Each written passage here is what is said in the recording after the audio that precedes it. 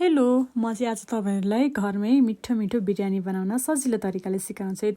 सबैभन्दा सुरुमा चाहिँ चिकनलाई राम्रोसँग धोएर त्यहाँ जिरा धनियाँको धुलो, अदुवा लसुनको पेस्ट, आफूसँग भएको मसला राखेर दही हालेर मजाले मोल्ने। प्याज फ्राई गर्नको लागि काटेर राखेको छु।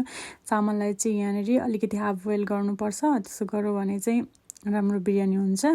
प्याज पनि फ्राई गरेर रातो बनाएर निकाल्ने। मैले प्याज फ्राई गरेर निकालिसकेँ। त्यसपछि एउटा कराईमा तेल हालेर त्यो अघि म्यारिनेट गरेर राखेको चिकनलाई फ्राई गर्ने। फ्राई गरेर मजाले त्यहाँ मजाले पकाउनुपर्छ चिकनलाई चाहिँ।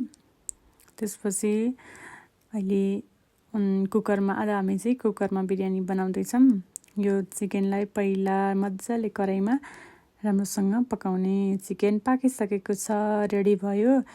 अब हामी बिरयानी बनाउनुतिर लगौँ है त। एउटा कुकरमा त्यहाँदेखि थोरै घिउ राखेर त्यसपछि चिकन हाल्दै त्यसपछि अघि पाकेको चामल हाल्ने। त्यसपछि थोरै अलिकति पानी हाल्ने, माथिबाट लास्टमा घिउ हाल्ने। अनि त्यसपछि हरियो धनियाँ काटेर राखिदिने, पाकेर सिटी लगाइदिने। एक सिटी अनि रेडी भइहाल्छ। हाम्रो बिरयानी चाहिँ रेडी भइसकेको छ, पाकेर रेडी भएको छ। मिठो बास्ना आएको छ, खाना एकदम मिठो हुन्छ।